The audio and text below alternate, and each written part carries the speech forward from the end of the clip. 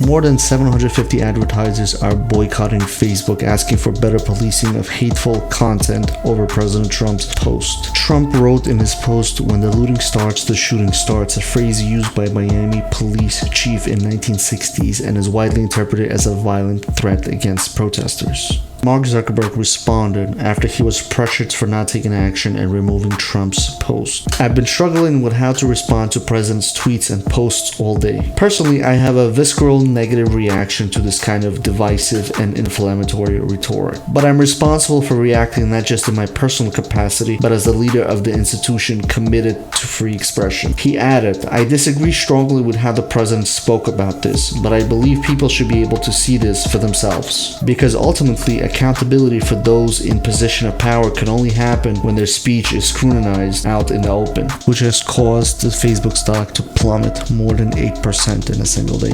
A civil rights coalition, which included the Anti-Defamation League and the NAACP, launched the Stop for Hate Profit campaign when it called on major corporations to put a pause on advertising on Facebook, citing the company's repeated failure to meaningfully address the vast proliferation of hate on its platforms. Stop Hate for Profit has listed their demands for Facebook on their website as follows. Number 1, establish and empower permanent civil rights infrastructure, including a C-suite level executive with civil rights expertise to evaluate products and policies for discrimination, bias, and hate. Number 2, submit to regular third-party independent audits of identified-based hate and misinformation with summary results published on a publicly accessible website. Number 3, provide audit of and refund to advertisers whose ads were shown next to content that was later removed for violation of terms and service. Number 4, find and remove public and private groups focused on white supremacy, militia, anti-Semitism, violent conspiracies, Holocaust denialism,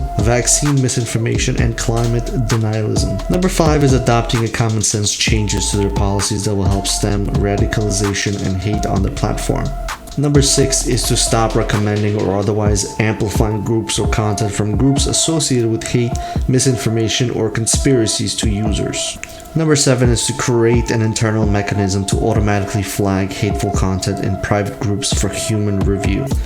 Number 8 is to ensure accuracy in political and voting matters by eliminating the politician exemption, removing misinformation related to voting, and prohibiting calls to violence by politicians in any format. Number 9 is to create expert teams to review submissions of identity-based hate and harassment. And finally, number 10, to enable individuals facing severe hate and harassment to connect with a live Facebook employee.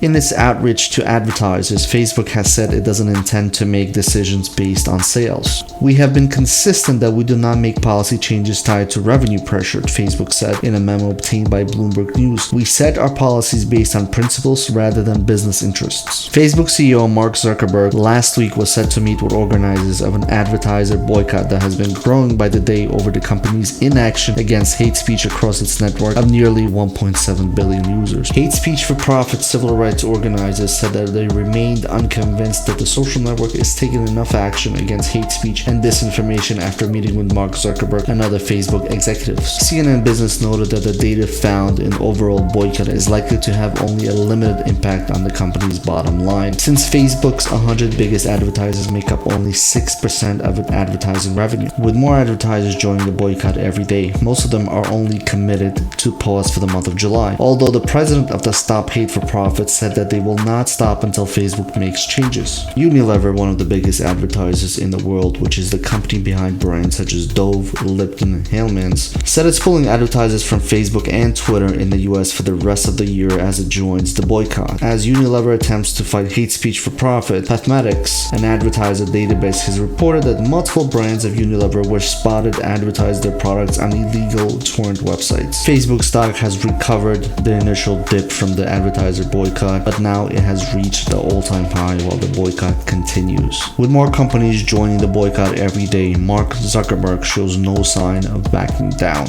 My guess is that all of these advertisers will be back on the platform soon enough, the Facebook chief executive officer has stated.